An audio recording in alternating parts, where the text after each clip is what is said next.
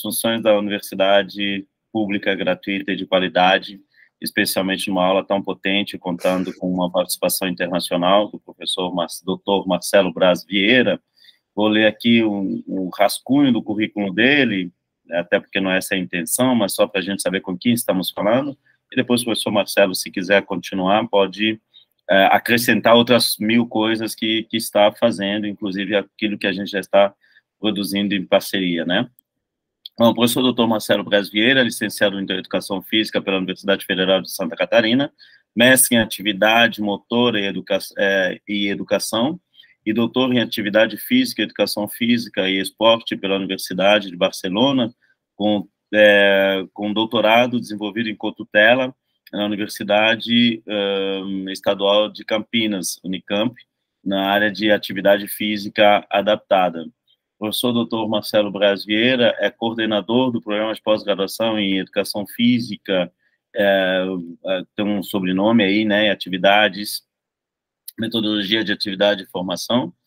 Ele, no Departamento de Didática e Aplicada, né, aqui o currículo dele está em catalão, da Universidade de Barcelona, né, isso é fundamental dizer, para a gente entender o círculo que a gente está fazendo, né, estivemos no Brasil, na Argentina, depois no Uruguai, agora estamos virtualmente em Barcelona. Isso não é à toa para a gente enquanto processo formativo, mas sim para potencializar as pesquisas de vocês, né? Ou seja, todos esses professores, eles têm possibilidade ou de diálogo ou de indicação para outras atividades.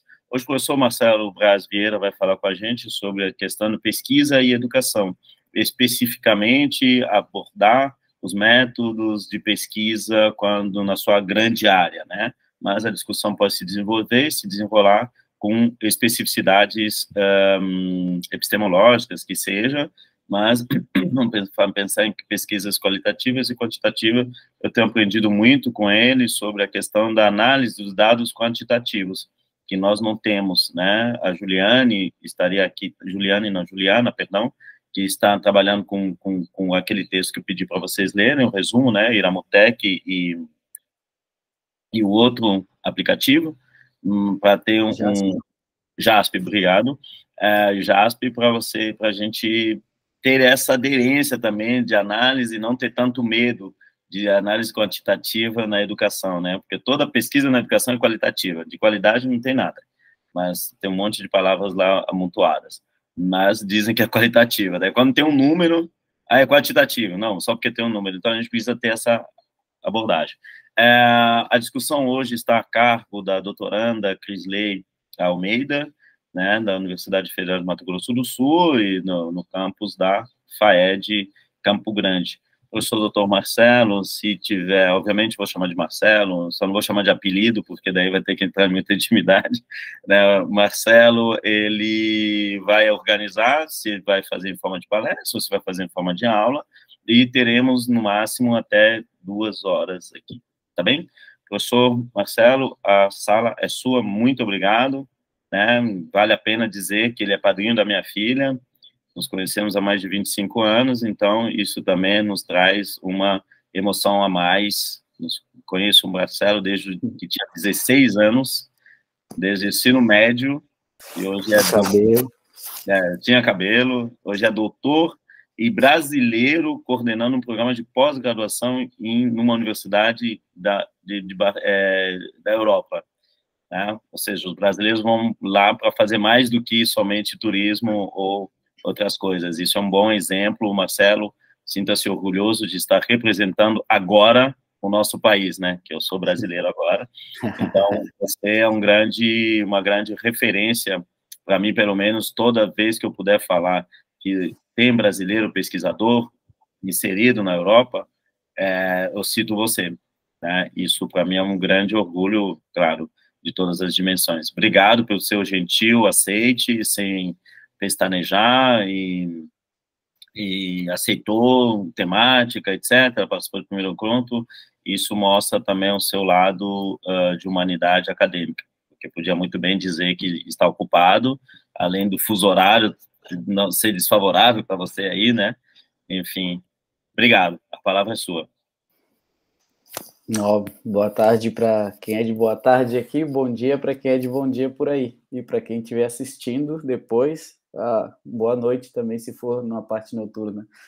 Eu que agradeço, Christian, difícil falar Christian, porque a gente, por mais de 20 anos, sempre falando pelos apelidos, né? Christian Muleca, Muewa, doutor também. É um espelho, porque nós nos conhecemos há muito tempo, enquanto ainda na graduação, e a capoeira que nos uniu e que hoje em dia segue nos unindo diferentes projetos, propostas, criação de guias aqui na Espanha, publicações de artigos em revistas científicas, dossiês, são algumas das ações que a gente está fazendo, além de alguns projetos novos e outros aí em processo ainda de desenvolvimento, né, como pode ser a língua de herança, o português como língua de herança para quem trata a capoeira, para quem estuda capoeira, para quem trabalha com a capoeira aqui no exterior, e também a capoeira como a transmissão da língua portuguesa para estrangeiros. Então, alguns projetos aí que provavelmente vão aparecer logo mais, 2024, 2025. Queria agradecer a oportunidade, porque também é uma forma de reconhecer esse esforço, porque afinal, o doutorado, para vocês que estão, sabem do esforço que é, da dedicação a deixar espaços, né, deixar ambientes para poder se dedicar à pesquisa, se dedicar a estudos, a família. Em primeiro lugar, a gente acaba deixando algumas coisas de lado, depois vem amigos que a gente deixa de fazer encontros e de repente faz um boom, preciso sair porque senão eu vou explodir, né? Mas eu queria agradecer esse reconhecimento aí também e dizer que fico em dívida para poder te trazer para cá, seja virtualmente ou seja presencialmente. É um primeiro processo, aqui a gente tem um crescimento gradativo, foi um pós, assim que eu acabei a graduação, decidi vir para o estrangeiro, fiz um mestrado, de repente já sabia o que eu queria, né, mas consegui uma vaga no doutorado, processo contínuo, bolsas. Nessa bolsa existia a possibilidade de ir ao Brasil, fazer uma cotutela, e aqui depois a gente fazendo formato híbrido aqui, palestra, aula e conversa, se vocês quiserem, a gente comenta sobre isso também. A cotutela me ajudou muito no processo de validação, né, ou seja, quando eu decidi voltar ao Brasil, eu não precisava reconhecer o meu doutorado, porque a cotutela ela já reconhece automaticamente. Então, num concurso, um eventual concurso que eu tivesse que participar, no Brasil, eu já seria reconhecido como doutor, porque assim eu era, já que também existia uma universidade brasileira no contato.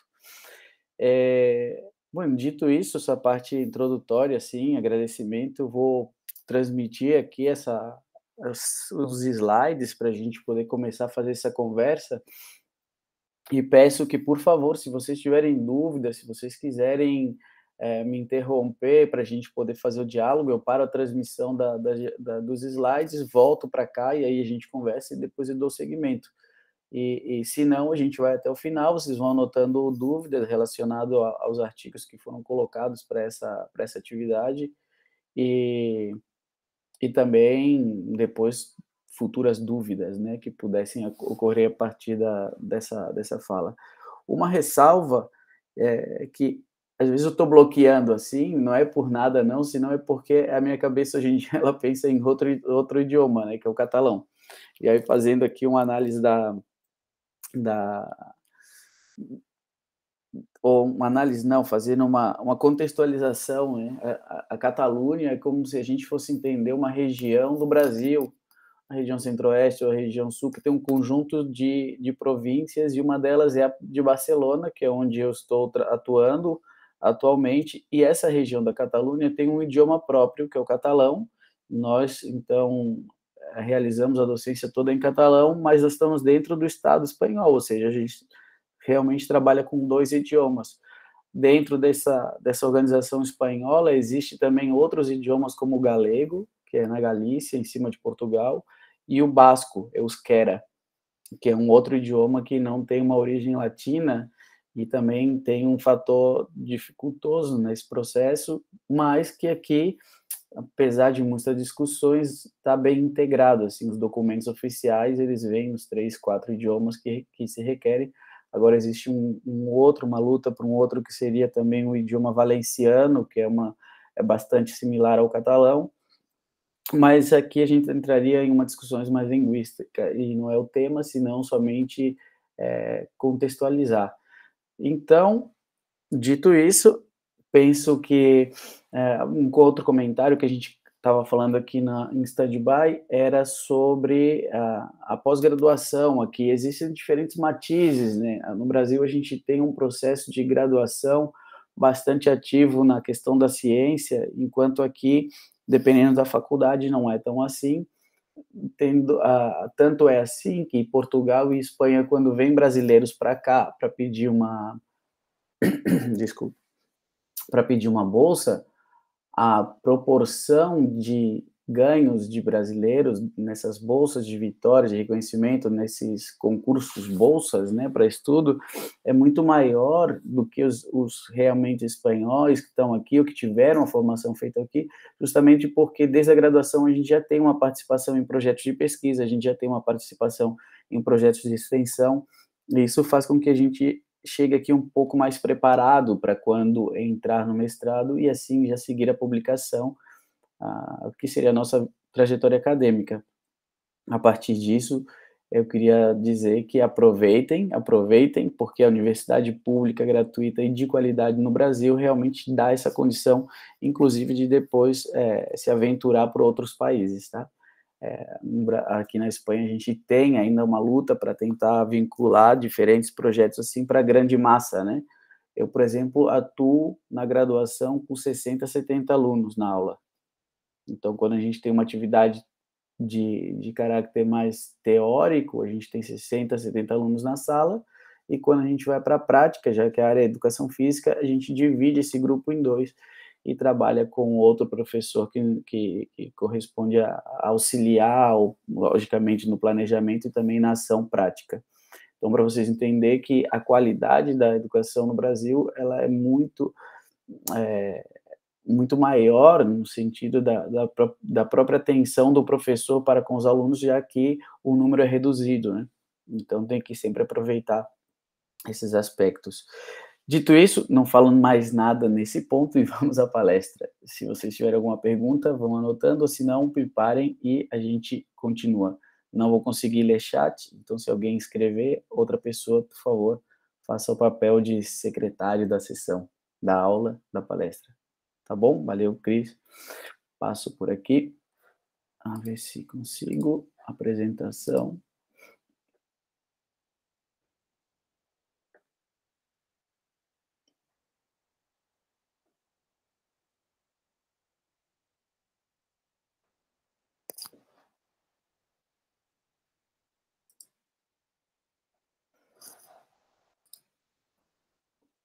Me avisem quando estiver transmitindo, por favor. Está. Ok. Bom, eu queria começar, então, introduzindo esse tema, né? Pensar as metodologias, que era um tema que a gente já trabalhou com a pós-graduação, já trabalhamos aqui em outro momento, mas dando uma outra visão ou uma outra análise, e ampliando um pouquinho mais esse análise. E a ideia também aqui de pensar essas metodologias, mas também dirigir para uma ideia da construção e validação, análise dos resultados de questionários, lá com essa ideia que foi comentada anteriormente pelo professor Christian da análise quantitativa dentro da educação. Como ponto de partida, a gente tem que pensar que a ideia da construção, da utilização de metodologias quantitativas como um processo que auxilia a formação, que auxilia as nossas construções mais acadêmicas ou realmente criação de novas teorias ou também resultado de realmente resultados de opiniões ou de expressões que creemos que seja significante para o nosso estudo. E quando a gente pensa no estudo, a gente vai ter uma ideia inicial de um planejamento ou de um planejamento de um problema. Mas a ideia também de entender a questão quantitativa nos serve para dar resposta ao nosso dia a dia, porque a gente é bombardeado de informações quantitativas e que, se a gente não está atento, ou se a gente não tem essa formação, a gente acaba fazendo leituras errôneas de informações que são ultra importantes. E a partir daqui eu quero trazer uns gráficos que foram utilizados na mídia, por exemplo, que nos davam uma impressão errônea dos dados atuais, naquele momento, da economia brasileira. Por exemplo, em 2013, a Globo nos traz aqui uma imagem de que a inflação estava altíssima no Brasil. E quando a gente faz a análise do gráfico, a gente pode imaginar que esses quadros eles estão ampliados para dar a impressão ao leitor que realmente nós estamos superior àquilo que realmente é. Se vocês notarem, a última barra tem um 5,90, 91, mas numa barra do meio tem um 6,5, ou seja, ela está totalmente feita a propósito, porque não, somente você pode fazer esses gráficos a partir de dados realmente indicados, então ele está maquiado justamente para dar essa percepção errônea. E depois eles fazem uma correção, são obrigados a fazer uma correção do gráfico. A um leitor atento, já vê, obviamente, de cara, alguém que já tem esse conhecimento do uso do quantitativo, de cara já vê uma falha no gráfico pela sua incoerência entre o tamanho, entre a proporção entre um dado e outro. A partir daqui, se as pessoas realmente têm essa visão crítica desses dados, a gente acaba forçando que esses meios de comunicações ou que as pessoas que trabalham com esses dados quantitativos utilizem de forma mais honesta os dados. A partir de grande crítica, a Globo foi obrigada a corrigir, colocando a culpa no pobre do estagiário, que na verdade a gente sabe que não é, que era uma informação direta da mídia.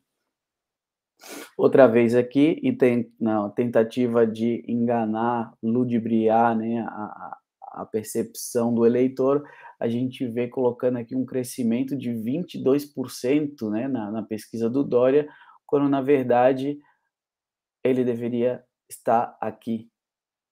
Era esse o apontamento correto da sua pesquisa, ou seja, existia muito mais, uma ampla maioria que realmente não sabia ou não queria votar nele, ou votaria nulo, do que o que ele indicava. Logo também de uma grande crítica, mas aqui eles não fizeram a correção. A partir daqui nós temos que pensar que previamente a esse resultado, previamente a essa consulta, há uma pergunta. E aqui eu trago outro exemplo também bastante comum na hora desse análise, que é o pensamento da pergunta, o planejamento prévio. Então, esse foi, no ano de 2005, um referendo sobre a venda de armas. E, de tanto debate que existiu, o momento final foi uma pergunta que realmente levava a uma dúvida se respondesse sim, realmente era o que o eleitor, nesse caso, queria. Ou seja, a pergunta dada: o comércio de armas de fogo e munição deve ser proibido no Brasil? Ou seja, dizendo não e tendo uma palavra proibida, dava uma conotação errônea para o certo número de eleitores, que ao final foi percebido como uma das perguntas onde teve muita confusão e um grande debate para saber se realmente seria validado ou não. Nesse caso, muito provavelmente foi realizado com uma certa intencionalidade. Então, como ponto de partida, a gente volta a uma imagem, traz aqui a imagem de Sergei Vladivostok, da Rússia, que é o pensador. O nosso ponto inicial, prévio, é o problema. Ou seja, nós com tantos problemas aqui na vida, ainda vem um professor para pedir para a gente planejar um outro problema, mas a ideia da pesquisa é justamente essa.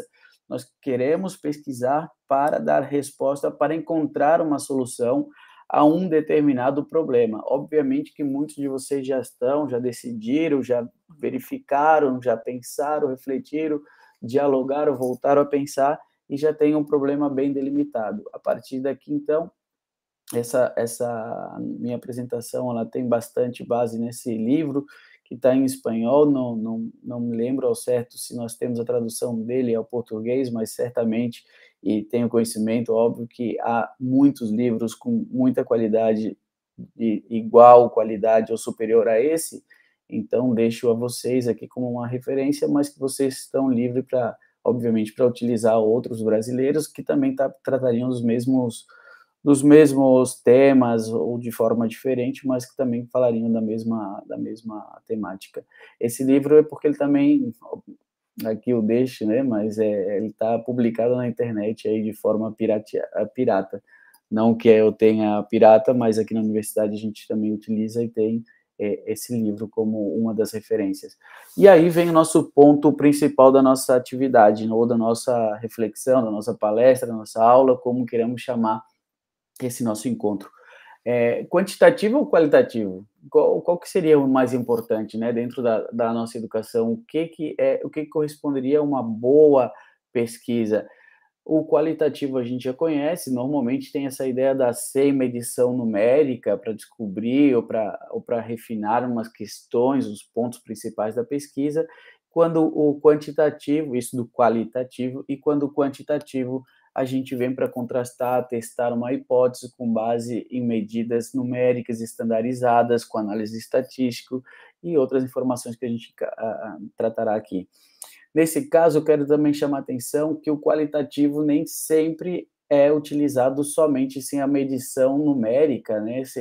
Às vezes, em muitas ocasiões, a gente está encontrando pesquisas qualitativas que utilizam, a partir de entrevistas, programas que realmente fazem leituras numéricas dessas entrevistas. Exemplo, façamos entrevistas com 10 ministros e 10 ministras, e a partir das frases, né, vou colocar a questão política, 10 ministros, 10 ministras, e as frases que eles vão descrevendo, digamos que, em resumo, eles tinham uma página de resposta na transcrição da entrevista, e essa página, a partir das frases colocadas, nós vamos categorizando essas frases, vamos categorizando esses resultados e vemos que no discurso há um discurso mais vinculado ao feminismo, o outro mais vinculado ao conservadorismo, e esses catálogos, depois, quando você analisa essas catalogações, essas etiquetas, a gente vai analisar quantitativamente e podemos dizer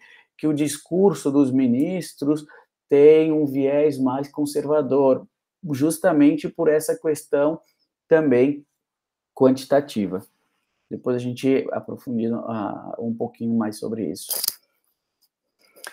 Quando a gente pensa o processo qualitativo, então, vocês já passaram por isso, obviamente, já fizeram, nós temos o planejamento do problema, nós temos uma literatura que a gente faz como marco de referência, uma imersão dentro desse campo, volta-se com discussões, volta-se com a definição do estudo, isso seria um passo a passo, né, que explica esse livro que eu comentei aqui.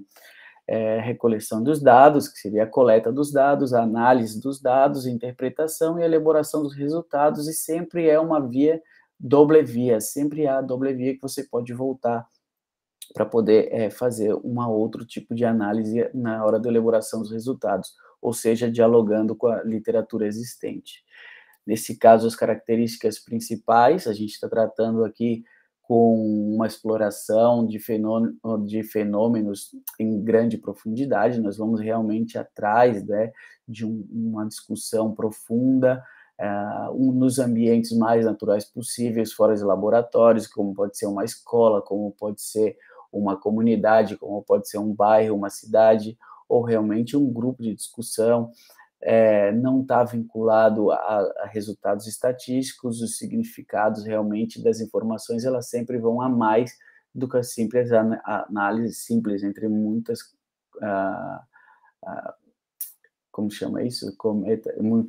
Entre aspas, entre muitas aspas, que na hora de processar, a gente tem aí um processamento mais indutivo, nós temos uma análise bastante subjetiva, nós temos diferentes possibilidades de analisar, e há, por exemplo, um grande estudo qualitativo, uma diferentes caminhos para realizar, diferentes propostas de discutir os resultados.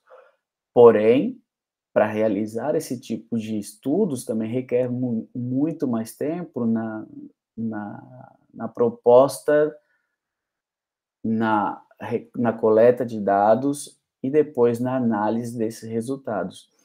Porém, o benefício é algo mais significativo, te trará muito mais qualidade de informação, obviamente que o nome já diz, né, qualitativo, pode-se ampliar esses resultados para umas pautas mais longitudinal, de melhoras, por exemplo, de uma certa modificação numa estrutura sistemática, devido à sua riqueza de informações e porque ela está realmente contextualizada em um determinado fenômeno, um determinado caso. Quando a gente vai para um processo quantitativo, aqui nessa imagem, há ausência dessa reflexão teórica, mas realmente ela existe, e a gente tem fase, depois de um planejamento de um problema, vem então com mais afinco essa revisão da literatura e o desenvolvimento do marco teórico. Então, a gente tem uma ideia, por exemplo, qual seria o meio de transporte utilizado nas pessoas no Campo Grande para chegar até a universidade. Óbvio, nesse tipo de planejamento, a gente não precisa de um referencial teórico amplo no primeiro momento, mas a gente vai depois fazer uma revisão bibliográfica para poder também trazer outras ideias nesse planejamento do problema, para saber sobre a sustentabilidade, enfim, diferentes casos, diferentes possibilidades, a gente vai ver como e onde seria esse alcance dos estudos, né? Por exemplo, somente os professores, somente os alunos, somente os técnicos administrativos, enfim. E a partir daqui a gente vai elaborar hipóteses e essas hipóteses serão contrastadas. Antes de contrastar, a diferença é saber a população. Ou seja, se a gente sabe que existe 5.000 professores, existem umas fórmulas que dirão, se você conseguir uma amostra de uma determinada amostra e aí essa fórmula te ajuda a pensar e diz, veja bem, se você tem 100 pessoas, para você poder generalizar os seus resultados, você utilizará 95 pessoas, para ser 95%. Mas quando você tem 5.000 pessoas, você não precisa pegar os 4.000 pessoas, a população, para poder dar uma amostra representativa. Então, existem outras fórmulas que te ajudarão a definir. É mais direto, é mais objetivo. Na hora da coleta de dados e análise também há uma diferença e a elaboração dos resultados já seriam como mais definitivos, porque você utiliza os dados de forma mais direta, mais objetiva. Assim, a gente vai medir um fenômeno a partir de uma utilização quantitativa, a partir de testes de hipótese, e que normalmente está ligado a uma ideia de causa-efeito. Por exemplo, por que a pessoa vai de carro se deu um resultado de carro, que a maioria dos professores utilizam carro. Se você no planejamento faz de forma simples essa análise prévia da construção, você não saberá essa resposta.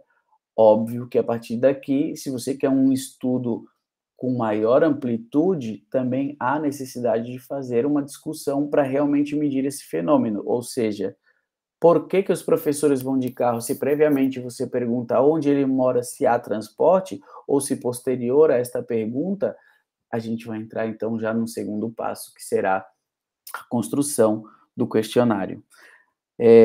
Dito isso, nós temos que pensar que o processar dessas informações ele será mais dedutivo do que indutivo, nós estaremos fazendo provas e análise de uma realidade bem mais objetiva e não dentro da subjetividade do qualitativo.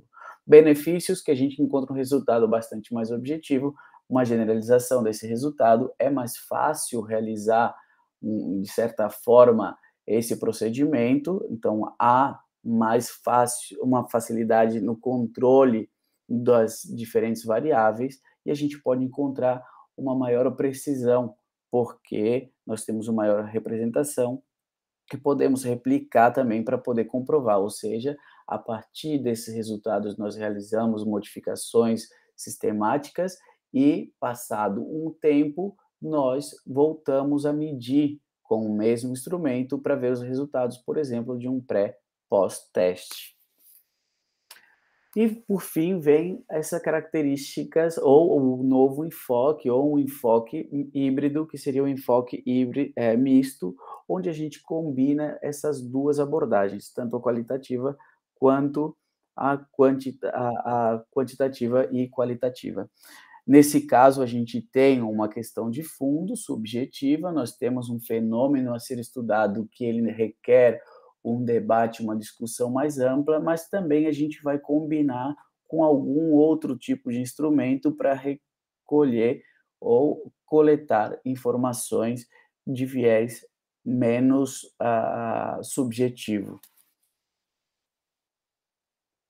Nesse caso, e trazendo para a ideia dessa fala, desse encontro, a gente traz aqui o questionário, não é somente esse o instrumento possível, mas a gente vai pensar a partir do questionário, que é um instrumento que ficou bastante evidente na época do Covid, porque ele era enviado por forma telemática, e são utilizados, esse instrumento ele é utilizado comumente na época das eleições, por exemplo, ou o IBGE no Brasil, e a gente pode utilizar também ele dentro das nossas pesquisas acadêmicas dentro da área das ciências humanas e ciências sociais, de forma bastante segura e coerente com o nosso pensamento maior, né?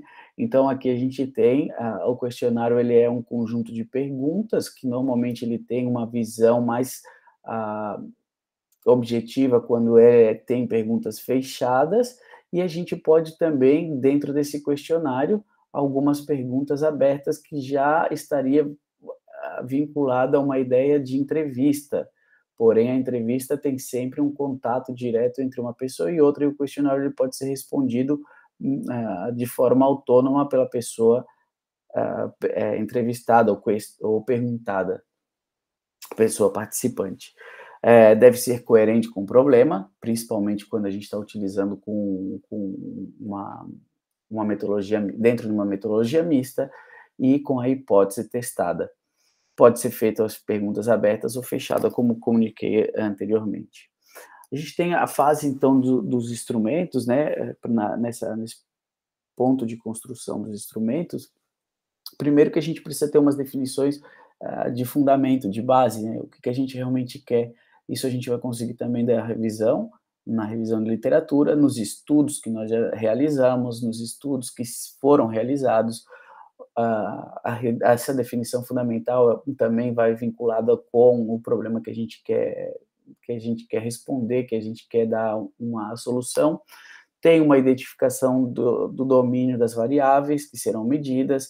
As variáveis serão tipo aquelas perguntas de qual o seu peso, qual a sua altura, qual a orientação sexual que você quer, as variáveis e os indicadores. Por exemplo, se você vai construir um questionário e você pergunta qual o seu peso, realmente é importante essa pergunta, e se ela é uma pergunta aberta, porque, claro, você não pode colocar num questionário diferentes opções, 25, 26, 26.1, 26.2, então, às vezes a gente tem que ter uns marcadores, indicadores bem pautados para poder definir bem o seu estudo, sempre pensando que você vai ter que analisá-los, né? Então, a gente usa muito na educação física e, às vezes, há indicadores e variáveis que elas devem ser objetivos. Por exemplo, você não pode usar decimais, eles têm que ser números inteiros. Depois, tomada de decisões dentro do seu grupo de pesquisa, dentro do seu planejamento, definir e realmente fechar para que possa realizar o estudo. A construção do instrumento, então, vai vinculado com todos esses pontos anteriores, e uma vez finalizado o instrumento, a gente precisa fazer uma prova piloto, que em muitos casos é um ponto falho dentro das ciências sociais ou nas ciências humanas, de não realizar essa prova piloto. A prova piloto nada mais é que a gente faz um teste do nosso instrumento. Só que esse teste ele pode ser feito por um grupo de pessoas que somente responderão para ver se é possível de entender, mas a prova piloto e a validação desse instrumento, que eu vou comentar depois, são cruciais para a gente poder ter resultados mais fiáveis.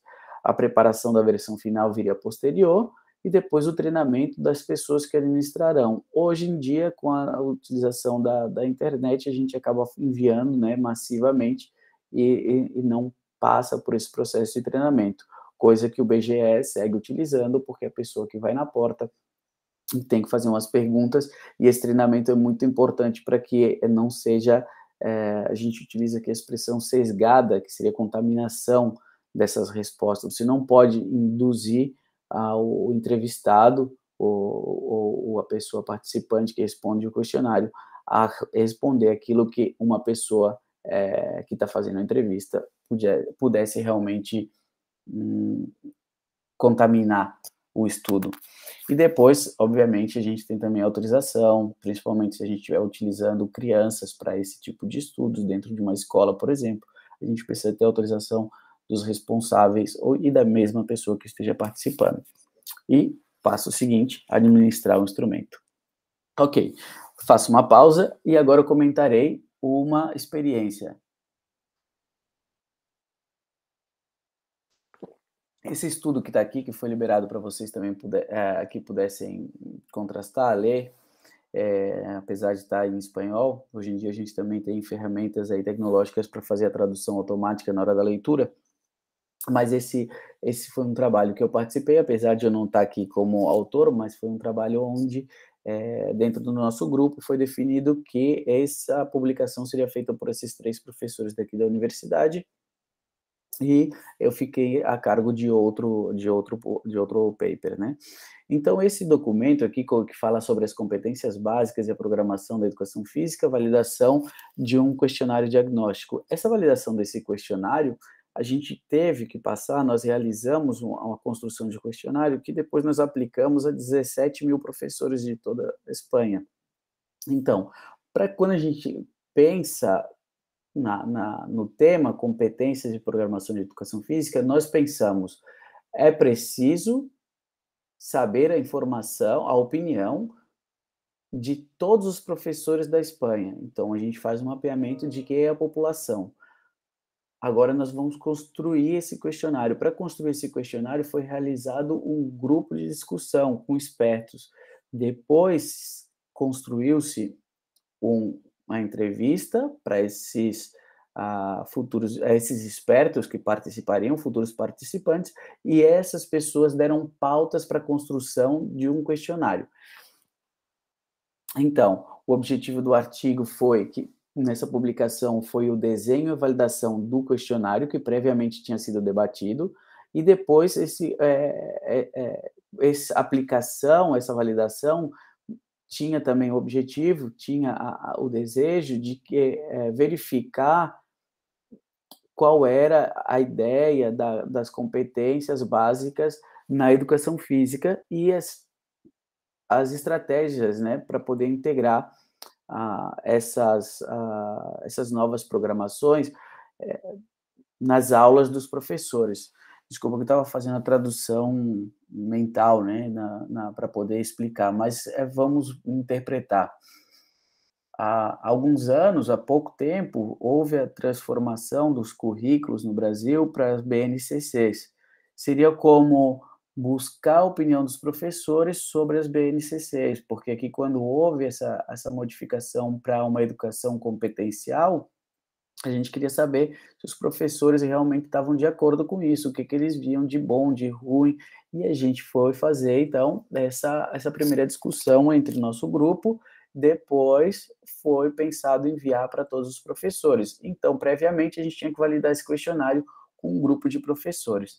Então, para sua elaboração, nós criamos esse grupo operativo de trabalho com os membros do projeto, logo foi feita uma proposta com dimensões e variáveis para os questionários, e depois as respostas que possíveis, né, para a gente poder planejar os indicadores. A partir desse questionário, a partir dessa ideia inicial, foi produzido um questionário que foi enviado à validação. A validação você envia para os expertos, um comitê que diz: olha, essa pergunta eu não vejo claro, ou essa pergunta eu não vejo necessidade, ou nossa, essa pergunta ficou muito legal, mas eu ampliaria um pouco mais. É um questionário aberto que a gente envia, e um questionário também com uma pontuação tipo escala Likert, de 1 a 5, por exemplo, em que 5 está muito de acordo com a pergunta e 1 não estou nada de acordo com a pergunta. E depois um espaço aberto para comentários. Participaram, por exemplo, nessa pesquisa, nessa validação, 11, aqui põe jueces, pero que são professores, né, 11 expertos, que eram professores que estavam realmente ministrando na formação dos novos professores de educação física de diferentes universidades. A seleção ela foi intencionada, porque a gente já sabia com quem que a gente queria tratar, que eram as pessoas que estavam encabeçando essa nova formação, eram pessoas que estavam vinculadas a novas publicações relacionadas a essa nova temática, como se um grupo de professores que tivessem vinculação com a BNCC, justamente para que eu pudesse ajudar na construção de um instrumento fiável. Logo, se realizou um estudo piloto, onde a gente enviou para um grupo de professores que responderiam esse questionário, para ver se eles também entendiam esse questionário, se existia uma claridade na pergunta, uma clareza na pergunta, se a pergunta também explicando o que era a pergunta e se ela realmente dava essa conotação. Então, nesse próximo passo, que foi o estudo piloto, foram 21 professores, ou seja, nós estamos falando de uma população de 17 mil, mas a gente conseguiu que, nesse dado, eram 21 professores necessários para dar a resposta e que fossem representativos da educação primária e educação secundária, e que tivessem homens e mulheres. E aí a gente conseguiu essa população que nos deram uma determinada média aqui de dados de quantidade de experiência, né, tempos de experiência. Então, a idade realmente ela fazia uma certa vinculação para dizer, por exemplo, que se a média das mulheres tinham 33 anos e anos de experiência 9, ou seja, a gente tem uma população que acabou de se formar e que já conseguiu um espaço na vida profissional, ou seja, que aqui normalmente com 23, 24 anos já estaria formada, e que com 33 anos já teve 9 anos de experiência. Obviamente que também houve caso de professoras que estavam com 2 anos de experiência, mas que também tinham um pouco menor idade, né? Ou seja, se a gente faz aqui a desvio standard, DT, a desviação típica, a gente vê aqui que é um número bastante alto, ou seja, aquele tipo mais ou menos 7, né? Ou seja, tinham professores que poderiam ter 40 anos de idade, como também professoras que tinham 25 anos de idade. Eu imagino que esse dado, por exemplo, que eu estou comentando aqui, é uma coisa mais pautada, né, por vocês, assim, para poder entender, fazer uma leitura de uma tabela como essa, né? Desvio standard, que a gente tem aquele margem de erro que fala nos resultados da intenção de voto, né? Mais ou menos, né? Desviação. O desvio standard, então, seria essa leitura que a gente faz aqui, por exemplo, na primeira coluna, né, 38 anos, que é a média da população entre homens e mulheres, mais ou menos 8, que pode ser entre 30 e até 46. Quanto maior o desvio standard, que significa que a população ela não era tão homogênea. Essa seria a leitura. Então, a gente teve aqui uma validação pelo comitê de experto com a escala Likert, de 1 a 5 para claridade e opção de observação, e a prova piloto era para relevância da pergunta e do questionário em si. A gente teve, então, depois a validação da claridade, a gente vê aqui como análise estatística, a gente pode entender que algumas perguntas, né, a gente encontrou alguma resposta, alguns dados que tenham sido perdidos, mas que estatisticamente não era significativo essa perda, e que todos os dados a gente conseguiu encontrar uma claridade, a partir daqui a gente tem autorizado, então, Nesse caso, agora mesmo me falha a memória, mas eu acredito que a gente teve que refazer ou retirar 2 ou 3 perguntas que realmente não foram consideradas importantes ou não foram consideradas válidas, então a gente reconstruiu ou reformulou ou somente anulou aquela pergunta para poder enviada, já que o comitê de expertos, né, e a validação assim decidiu.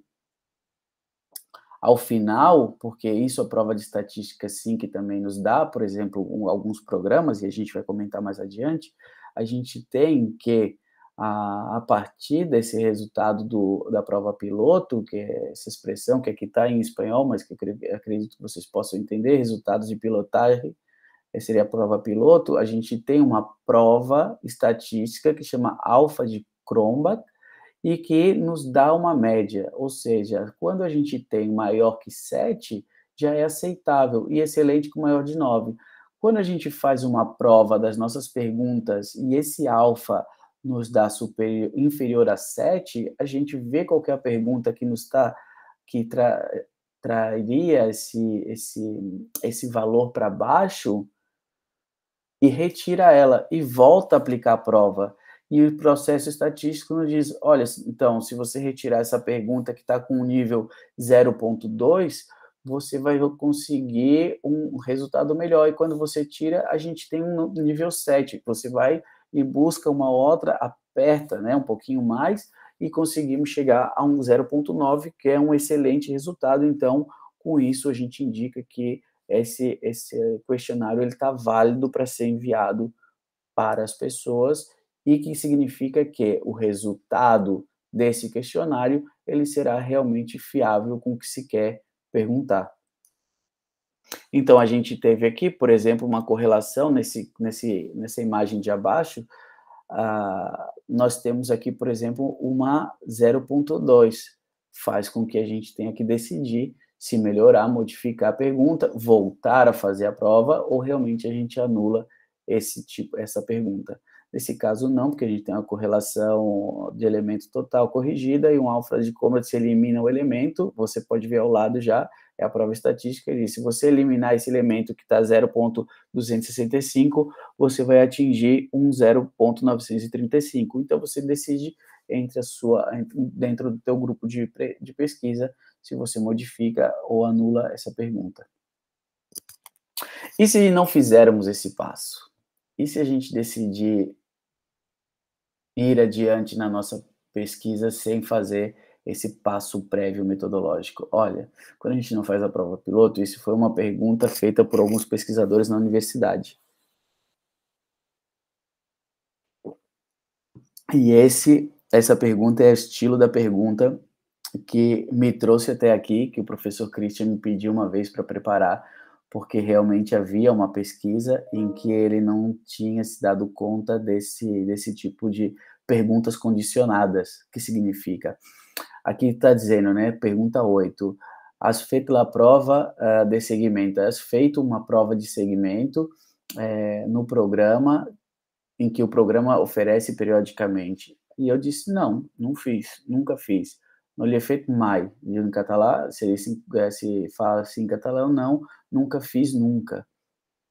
E aí diz embaixo, em caso, a pergunta 9, em caso que has feito a prova de segmento, como valorarias? E aqui você tem um asterisco em vermelho, que significa que é uma pergunta obrigatória.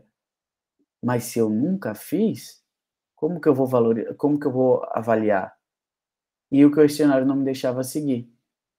Então eu tinha que colocar uma resposta, e qual que eu coloco? A resposta mais baixa, mais alta, e eu não posso seguir. Eu não conseguia enviar a resposta. Sendo assim, se eu coloco uma valoração baixa, e na hora de fazer a análise eu não depuro para anular a minha resposta, o nosso questionário já está invalidado, a nossa pergunta já está contaminada. Ou seja, se eu digo valoração mais baixa, valor como negativamente, pode levar que a análise desses programas que são oferecidos periodicamente é ruim. E ao contrário também, posso subir o nível. E se eu tenho que depurar, eu preciso saber qual que é a minha população, porque se eu fiz a pergunta para 10 pessoas, é fácil depurar Aqueles que responderam que não, eu anulo a resposta de maneira manual. Mas se eu tenho 5.000 amostras, já anula completamente a minha pesquisa. Nesse caso, esse ponto da pesquisa. E eu lembro que era uma pergunta que dizia se você tinha algum tema sobre o racismo, e depois a pergunta seguinte era, não aqui essa que eu comentava com o professor Christian, a pergunta seguinte era a opinião, e a opinião era, tipo, contrastada como se pouca gente tivesse tido caso, mas não, era uma pergunta anterior que realmente dava esse choque de informação. Ou seja, eu tinha obrigatoriedade de responder um problema que realmente não tinha solução, porque eu não tinha como opinar. E isso dentro da construção do questionário em papel não existe, mas quando ela é feita telematicamente, sim que existe. Acho que deu para entender, né? E se a gente fizer? E se fizermos esse passo a passo? Olha, quando a gente consegue fazer um processo de construção de um questionário, esse questionário, quando ele tem um nível de importância social, ele pode ser replicado. Por exemplo, esse questionário que está aqui, é International Physical Activity Questionnaire, ele está sendo reavaliado e validado, ele tem uma replicação e uma validação em 12 países. É um tema de extrema importância, que é o nível da atividade física, que você faz um estudo para perguntar se as pessoas que fazem atividade física, se elas estão realmente ativas ou não.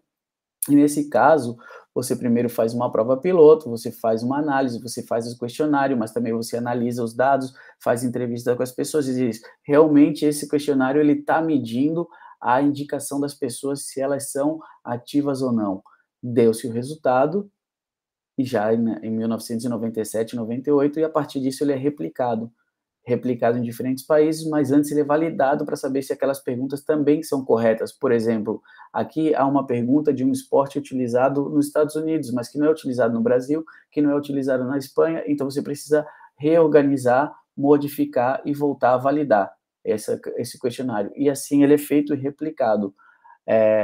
Validação de questionário internacional de nível de atividade física, que é o mesmo, mas em um estudo piloto com jovens adultos brasileiros, que é a validação de uma versão número 6, ou seja, eles vão sendo modificados, vão sendo atualizados, e é preciso realmente passar por uma nova validação. O mesmo aqui, validação em uma população catalana, ou seja, como se fosse a população paulista, catarinense, mato-grossense, de um questionário internacional de atividade física. Obviamente, estou trazendo para a minha área essa conversa.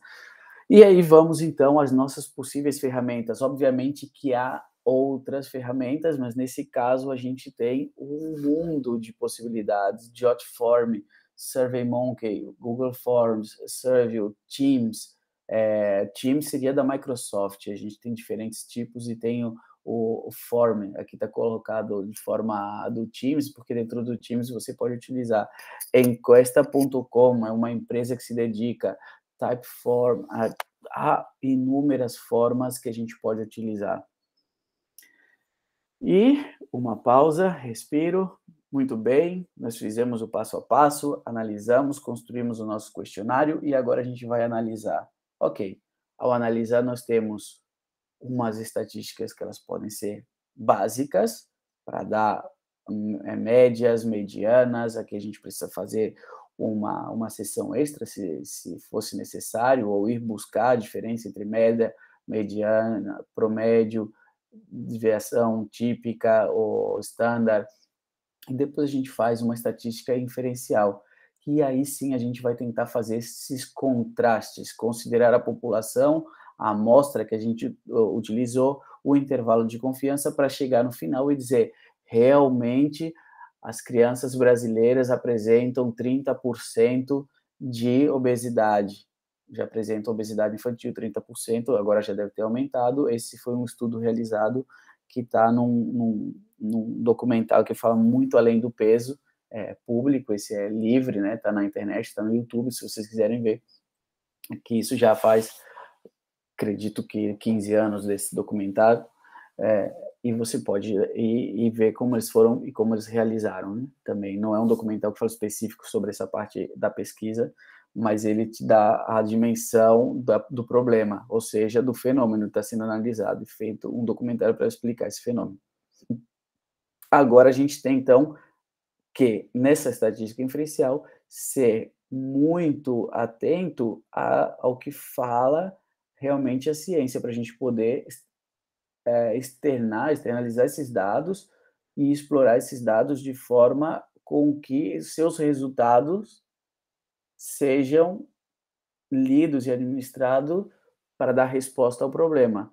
Nós descobrimos o problema, por exemplo, que há uma problemática do peso, e agora com isso a gente vai pensando num projeto e numa pesquisa mista. Se a gente conseguiu essa informação dizendo que o número de crianças de uma determinada cidade, de uma determinada escola, ou que uma escola sobressai a outra com maior número de crianças obesas, se o nosso problema era outro, não era somente identificar, poderia ser um dos objetivos, mas se a gente quer dar a resposta, a gente tem que ir agora fazendo uma análise qualitativa e buscar o que acontece nessa escola, fazer entrevistas ou também ver outro caso que escolas que solucionaram esse problema para dar uma outra resposta, mas tudo isso a gente já fez previamente, né? Então, vamos lá, seguimos. Prova de normalidades, prova paramétricas, pode ser que alguém daqui nunca tenha ouvido esse tipo de expressão, não paramétricas, correlação, intervalo de confiança, mas é um mundo que a gente precisa entrar, né? Para poder dar essas respostas se a gente vai ao quantitativo. Como que a gente pode analisar? Então, a gente tem esse tipo, análises paramétricas e não paramétricas. A análise da informação, existem uns passos prévios, né, que são chaves para a gente poder analisar. Aqui a gente vai falar sobre as ferramentas, os softwares que estão disponíveis, a configuração e também pensar depois aí mais adiante, se a gente tem tempo, não hoje, mas em algum outro momento, fazer inclusive exercícios práticos para poder ter essa ideia. Ou seja, existem empresas que se dedicam a fazer essas análises, mas se a gente quer realmente mergulhar nesse tipo de metodologia quantitativa, seria interessante a gente também fazer um próprio curso, ou então ir aprendendo com livros e materiais, ou com aulas, cursos que a gente possa proporcionar. A partir daqui, a gente tem que fazer exercícios práticos para evitar erros básicos na hora da realização de um determinado estudo ou publicação de um determinado estudo. Então, aqui a gente tem, por exemplo, um programa gratuito, R, é um software que tá disponível, é um software livre, como softwares do Linux, do sistema Linux, mas ele também já tem aí a possibilidade de ser instalados em outros tipos de sistemas operativos. E aqui, por exemplo, tem um curso nessa web que chama Myriadax. Existem cursos básicos para poder utilizar esse R. Como ele é organizado? Enfim, ele tem um layout onde você tem que colocar um código. É como um código da internet, ele tem um código, um comando, que hoje em dia, com a inteligência artificial, o ChatGPT, você pede e essas inteligências artificiais, elas conseguem gerar o comando, mas você tem que saber, então, pedir o comando correto para a inteligência artificial, senão também você vai contaminar os resultados. Depois, existe um outro que se chama PSPP, é um software que ele copia um software que se chama SPSS. Esse software ele tem um layout mais fácil de ser analisado, mais fácil de ser codificado, e que todos esses dados, eles realmente previamente foram digitalizados num sistema chamado Excel. Os Microsoft Excel, que são uma planilha, ou Google Cálculo, eu acho que chama assim, ele também tem esse tipo de organização. Você coloca os dados, mas, por exemplo, se uma variável era numérica, ou se uma variável ela o estado que você nasceu, a região que você nasceu é a região sul no seu questionário, quando você for analisar, você tem que codificar por um número. Ele não vai analisar a partir de uma estrutura, de uma linguagem com letras. Ele é feito a partir de números. Então, você tem que codificar e etiquetar. Isso são processos mecânicos, mas que são importantes também de serem realizados. Aqui nós temos outro, Minitab, JASP, que foi um dos documentos utilizados para essa aula, né, que foi disponibilizado pelo professor, SAS, mas existem outros, tá? Então, a gente tem aqui, por exemplo, o que eu utilizo é o SPSS, ele não está aqui, é um programa pago, a gente na Universidade de Barcelona, nós temos contratado, e o que ele faz é colocar um layout por cima, digamos, né? Ou seja, você tem toda a base de dados, mas você diz, enquanto no Excel você tem que colocar uma e botar igual e ir buscar a fórmula, lá você clica no botão e fala, eu quero um teste tal, e você quer esses dados e quero esse gráfico, e ele vai te dar o resultado. Acredito que o JASP também tenha esse tipo de organização. Obviamente que há horas de formação para que você possa realizar esse tipo de análise. Então, o procedimento para realizar essa análise, ele tem que ter sido planejado previamente, juntamente com a pesquisa, para não chegar naquele momento e falar, ora, por que então que os professores não vêm de carro? Realmente a gente só queria saber se os professores vinham de carro, de ônibus ou de bicicleta? Ou a gente pode colocar uma pergunta dizendo, se você não vem de carro, justifique, e alguma outra expressão. Previamente, os professores te diriam, eu venho de carro por logística familiar. Pois então, você tem já uma segunda categorização por falta de transporte público, porque vivo longe, diferentes itens que você também pode ampliar. A toma de dados, a categorização desses dados e aí a análise dos dados, que é isso que a gente está comentando. Antes de todo o processo, quando a gente já tem os dados tudo categorizados, colocados no sistema, no Excel, e a gente traslada para diferentes programas, a gente tem que entender que existe uma diferenciação na parte estatística. E aqui é um ponto que, de repente, vocês nunca tiveram contatos e que é umas palavrotas novas aqui, uns palavrões novos aqui, que são testes de normalidade, homocedasticidade, homogeneidade dos dados, ou seja, quando você tem muitos dados, pode ser que tenha uns dados que são muito estranhos, ou seja, nós estamos perguntando o peso das pessoas, todos colocam 70, 60, porque estamos num grupo de adultos específicos e tem todos 60, 70, 80, de repente sai um que coloca 150. Olha, 150 é um dado que é fora da curva, a gente tem que ir lá analisar para ver se esse dado não é erro ou não, ou botou 15. Ora, adulto com 15 quilos não existe, nós temos que também analisar para ver se não tem que limpar esses dados. E essas provas servem também para isso. Então, quando você tem um teste de normalidade, ele também vai te dar esse tipo de resposta. Aqui há um outro sistema, que é, se a sua amostra ela é curta, você tem que usar uma prova. Se a sua amostra ela é grande, mais de 50, você tem que usar outra prova. E isso é substancial. Por exemplo, você acaba de fazer uma tese, você acaba de fazer uma dissertação, você fez uma prova estatística, colocou lá que você entrevistou 150 pessoas e na hora da metodologia você diz que fez uma teste de normalidade Shapiro-Wilk. E a pessoa que vai ler o teste diz, mas essa prova não era para essa amostra. A prova Shapiro-Wilk é para até 50 pessoas. Então, toda a sua análise de dado está errada. Você deveria voltar, fazer a prova de normalidade novamente com a prova correta para realmente ver se aquilo vai ser, se aquele resultado seria semelhante ou não, e validar todo o seu resultado, seu trabalho feito, ou se teria que voltar a escrever todos os seus resultados. É um erro que a gente tem que tentar, que a gente precisa evitar.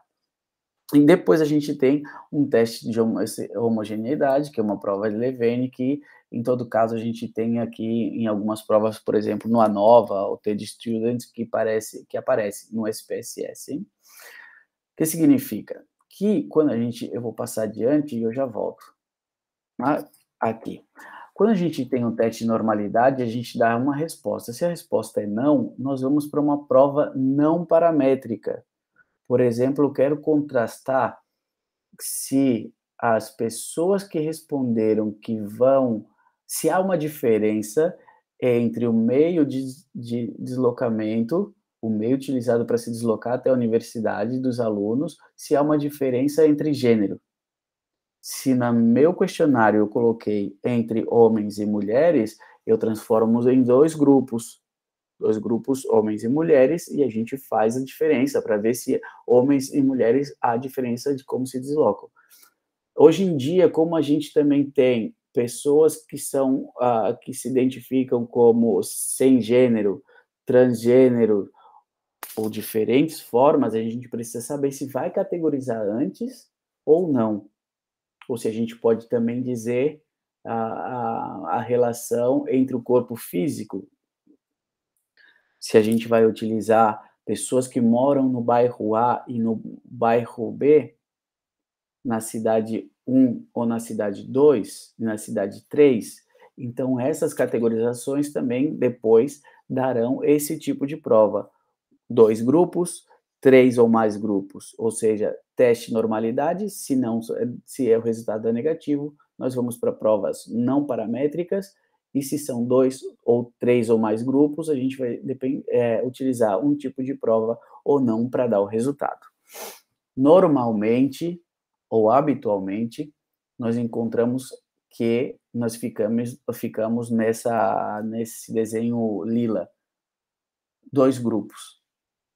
Entre homens e mulheres, entre o bairro 1 e o bairro 2, entre crianças de 6, 7 anos e 7, 8 anos, entre alunos de primeiro curso da graduação e segundo curso da graduação, entre alunos que estão entrando na graduação e alunos que estão saindo da graduação. E os resultados seriam provas paramétricas, normalidade positiva, provas paramétricas, e a gente faz o T de student. Creio que vocês já leram ou já escutaram isso em algum outro lugar.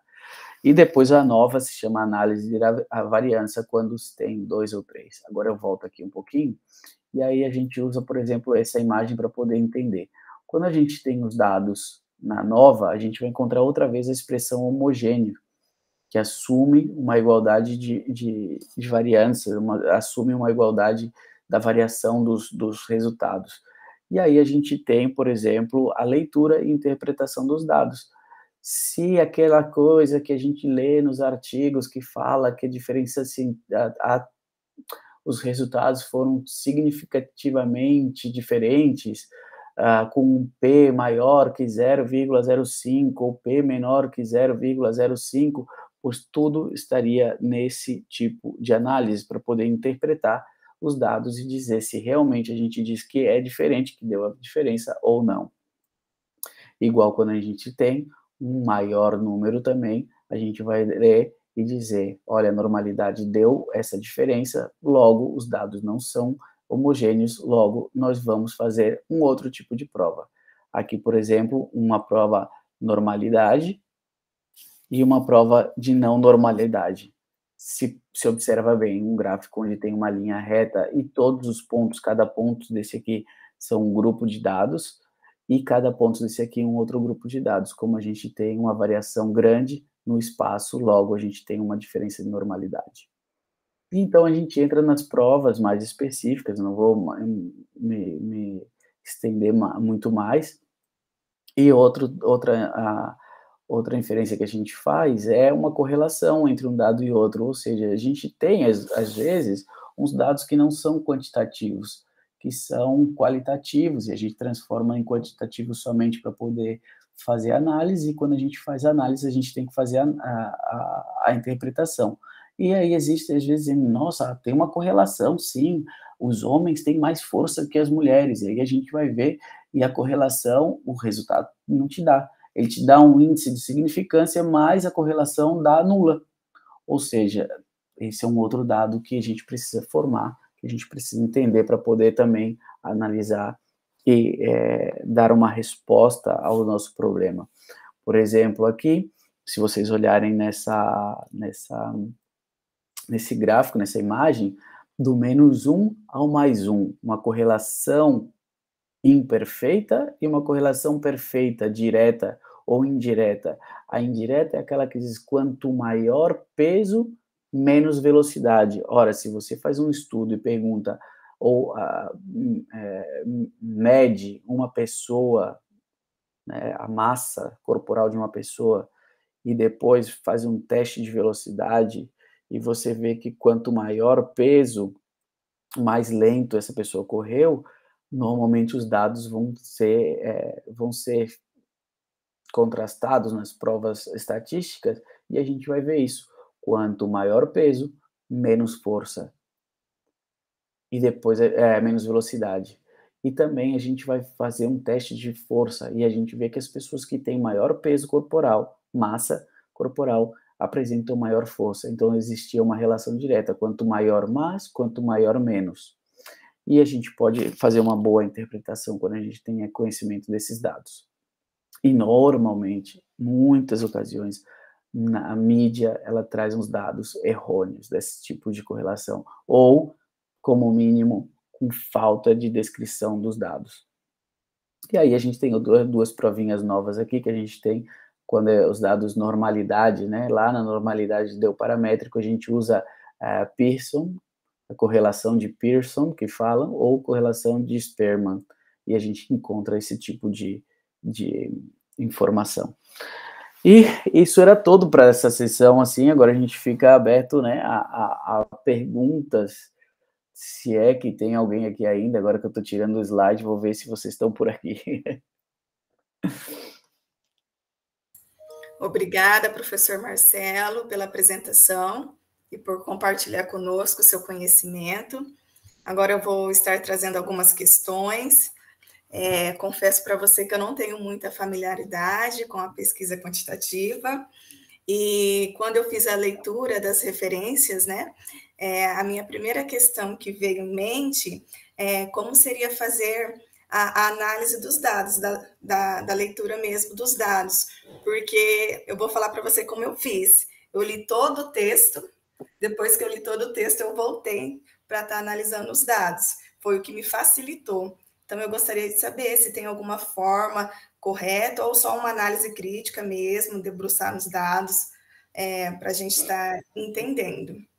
O estudo, né, obrigado pela pergunta, o estudo que a gente colocou aqui como referência, a intenção dele não era fazer uma discussão dele dos dados, mas senão apresentar como foi o processo da construção, né? Eu acho que quando a gente coloca lá a leitura, ela fica de forma dirigida para quem realmente quer fazer uma validação, realmente quem quer construir, mas quando a gente começa a fazer leitura de artigos ou de estudos que realmente fazem esse tipo de trabalho, a gente já vai diretamente às tabelas para poder observar os resultados, porque normalmente elas chamam a atenção para aquilo que deu um resultado diferenciado. Às vezes da tabela ela aparece um asterisco, e é justamente para chamar a atenção de que há uma diferença, e depois a gente faz a leitura do que o autor realmente quis destacar. Nesse caso nosso ali, foi somente para destacar que era importante, porque um outro estudo que foi realizado, que ele está publicado também em inglês, que são dois, né? Eu coloquei o de inglês, que está em inglês também. O primeiro foi a validação e o segundo foi a aplicação do questionário. Nós enviamos o questionário para 17 mil pessoas, ou seja, enviar por e-mail pessoal 17 mil sem que entre na caixa de spam é uma coisa muito complicada, entre aspas, porque você tem que prever o mecanismo da leitura do spam, e você tem que enviar não massivamente, senão que individualmente, e aí você precisa fazer um sistema. Há a possibilidade de enviar, porque eu tenho enviado meu Outlook, tenho que entrar numa lista de Excel, tenho que buscar todos os e-mails, fazer uma planilha, e que o sistema da universidade não detecte isso como spam. Então você tem que fazer previamente, conhecer como funciona e enviar paulatinamente esses e-mails, e depois esperar que te respondam, né? Só que isso, 17 mil e-mails de uma única pessoa, de um e-mail, ele te bloqueia.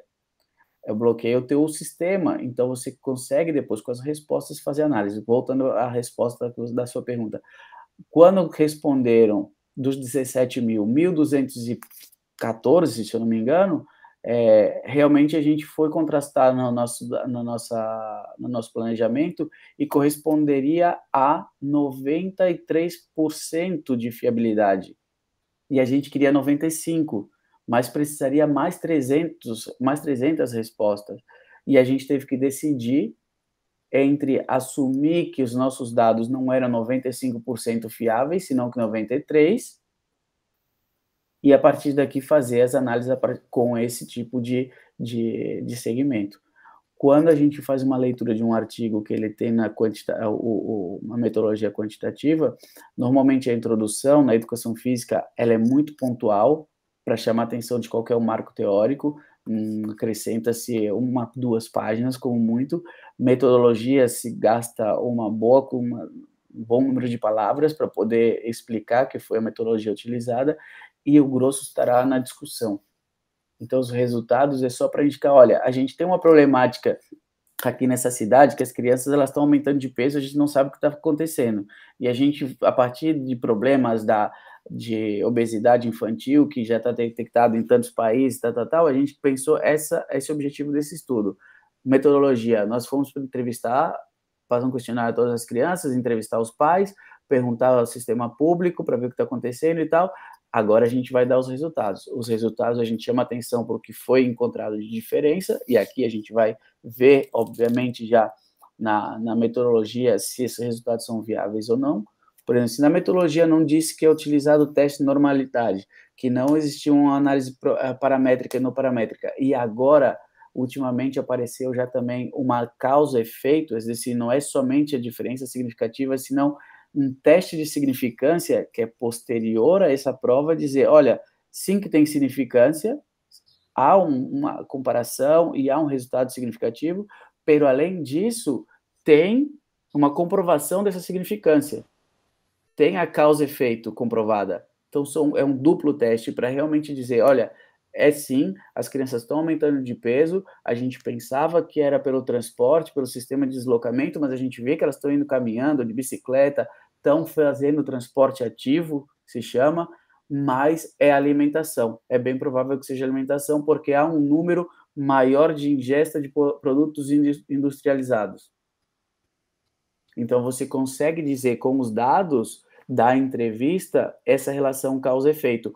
Pode ser que seja esse produto industrializado, porque nós só avaliamos esses dois e hemos visto e conseguimos analisar, eu estava em castelhano já, né? Em espanhol, e a gente conseguiu analisar que existe uma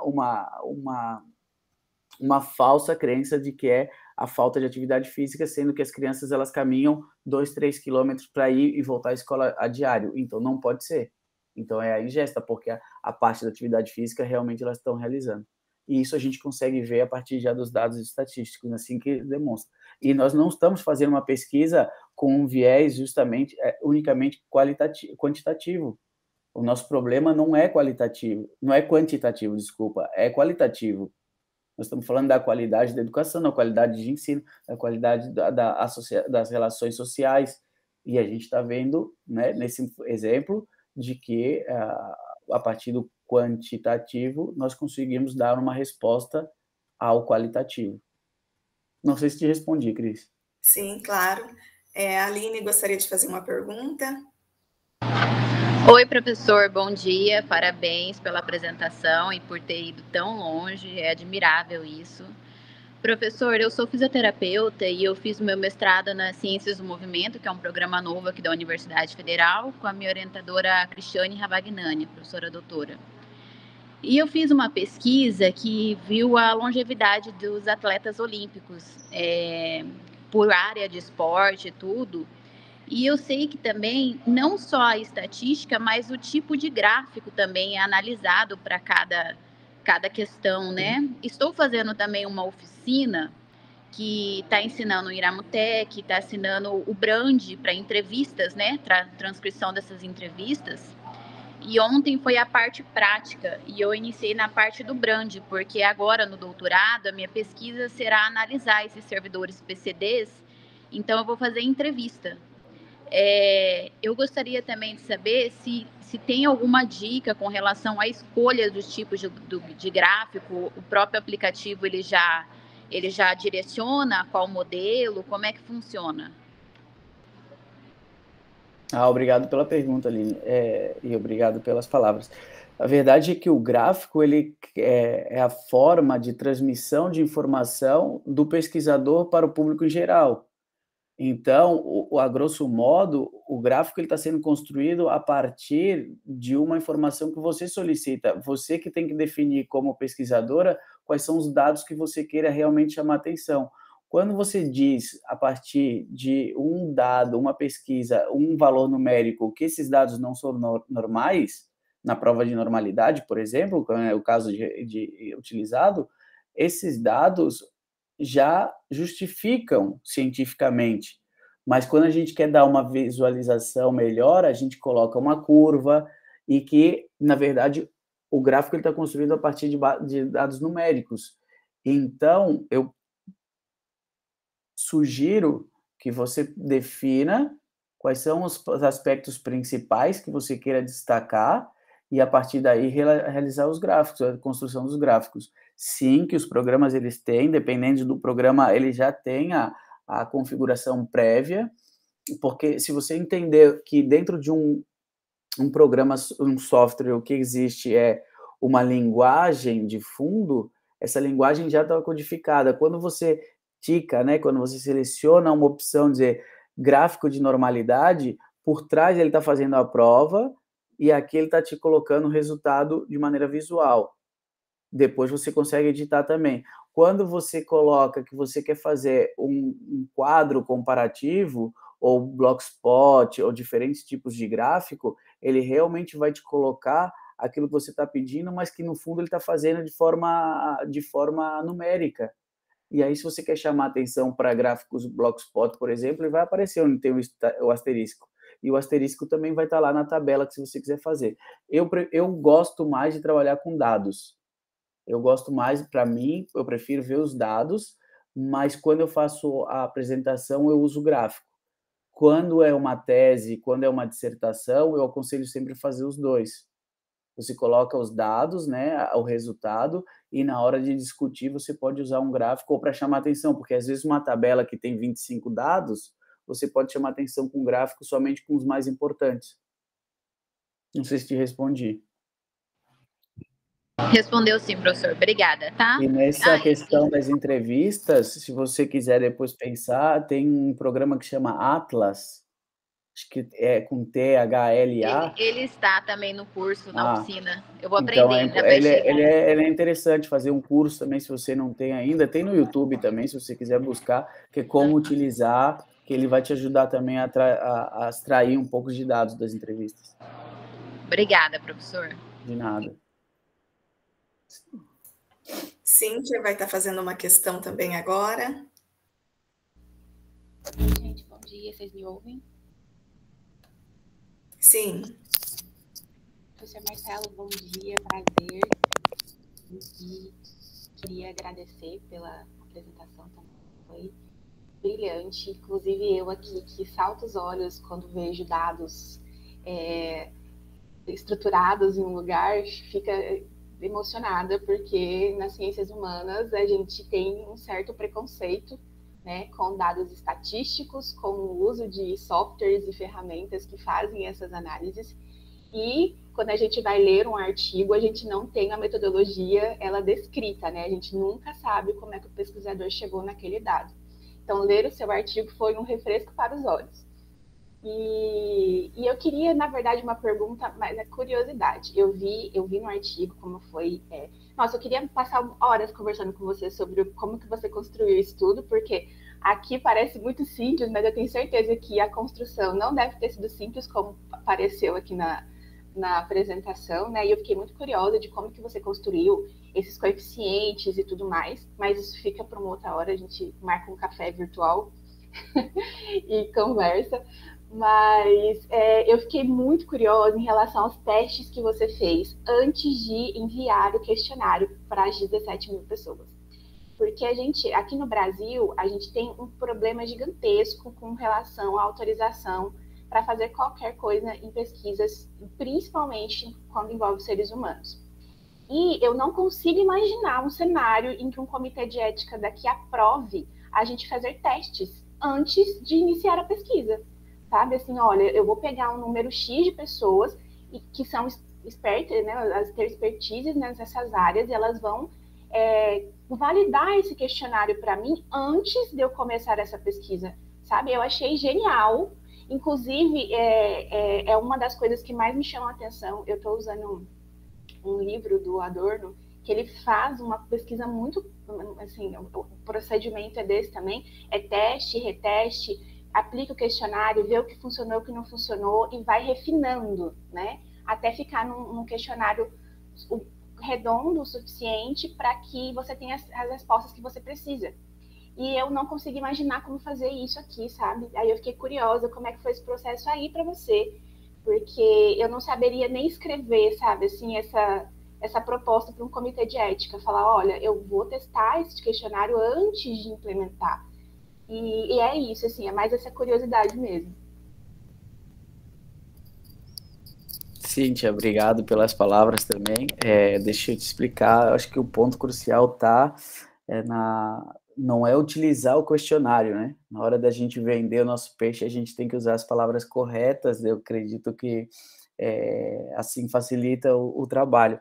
A gente tem também o comitê de ética aqui, a gente tem um comitê de ética, a Universidade de Barcelona é uma universidade referente mundial, obviamente, mas ela não é referente mundial somente pela educação, e acredito que até ela é um pontinho, um grãozinho de areia, mas o ponto forte, que é onde tem muito dinheiro envolvido e muita pesquisa, é na parte médica. Então, o comitê de ética, quando você não está fazendo um tipo de estudo onde há uma conexão, como é que é a expressão? Que você não tem, por exemplo, que tirar sangue, que você não tem que realmente fazer uma ação dentro do corpo da pessoa, me fugiu a palavra.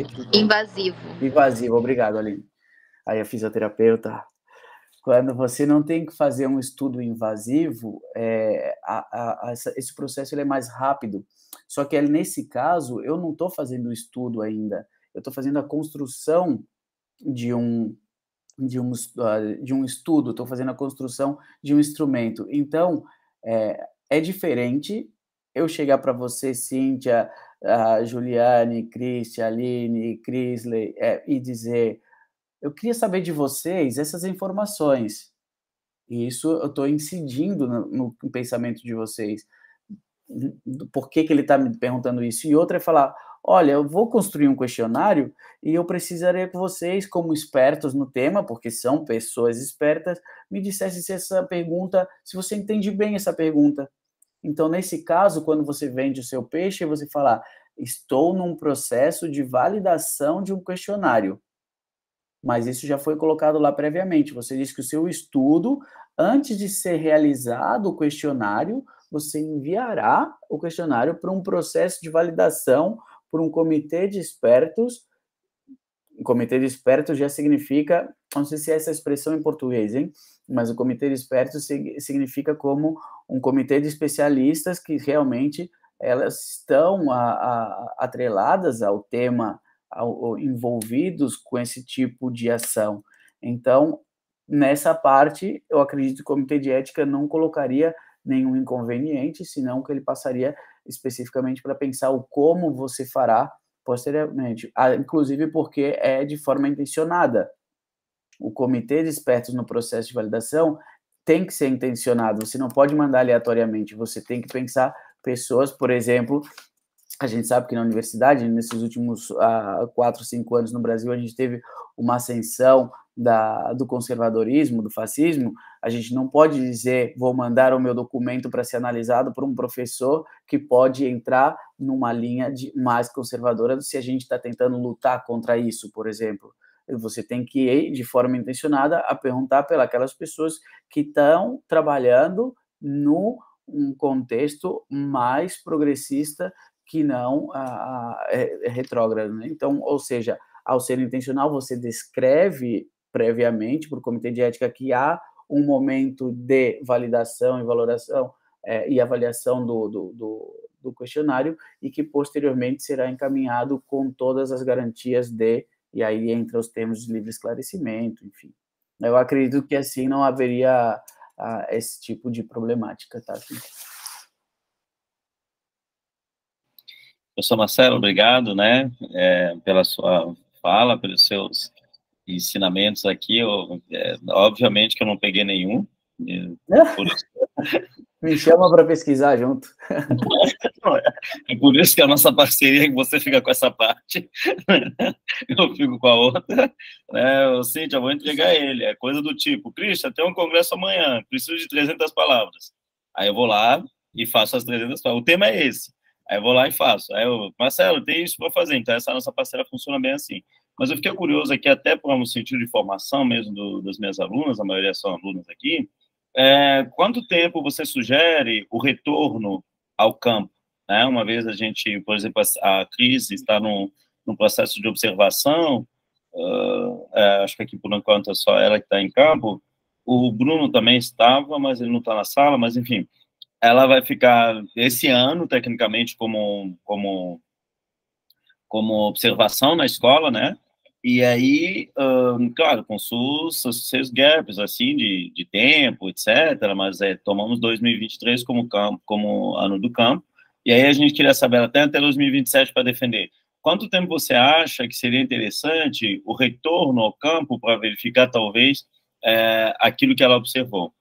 Essa é uma pergunta, claro, estamos falando de uma pesquisa de doutorado, né? Aí você pode também dizer, pesquisa de doutorado tanto tempo, mestrado tanto tempo, ou uma pesquisa de ocasião por um artigo tanto tempo. Outra pergunta eu fiquei curioso, como transformar os dados qualitativos, tipo uma frase em número, na hora de analisar, virar um dado qualitativo de novo, né? Por exemplo, eu não como feijão todos os dias. Isso o computador, o sistema não entende como uma frase. Vai entender, eu tenho que transformar esse número, né? E aí outra pessoa, de repente, respondeu, eu como feijão às vezes, também tem que transformar em outro número. Como fazer esse cruzamento para depois retornar para ser um dado qualitativo de novo? Ou seja, expressivo de novo. Entendi. A primeira resposta depende. A ideia do depende, porque assim, muito aleatório, eu não sei qual o objetivo principal. Por exemplo, eu vou falar agora no campo da educação infantil. Se você demorar um ano para voltar, todos os seus dados observados serão diferentes, a não ser que você esteja falando sobre a maduração. Agora, se você quer ver um processo de evolução, por exemplo, da sensibilização com o bullying, né? Imagina, você está numa escola, um estudo de caso, você tem 4 anos para fazer o doutorado, então você já tem um fator limitante, você tem que voltar, entrar no primeiro ano formando, fazendo, já preparando, segundo ano você vai estratificar 6, 7 meses de análise e depois lá no final do ano, e aí você tem um observação pré, o que você vai fazer, que seria, por exemplo, uma formação dos professores, formação dos alunos, ações sensibilizadoras, espera-se um período e volta para ver. Que período é esse? Vai depender muito do desenho da ação, ou seja, pode ser um evento longitudinal, onde você começa a trabalhar com as crianças do primeiro ano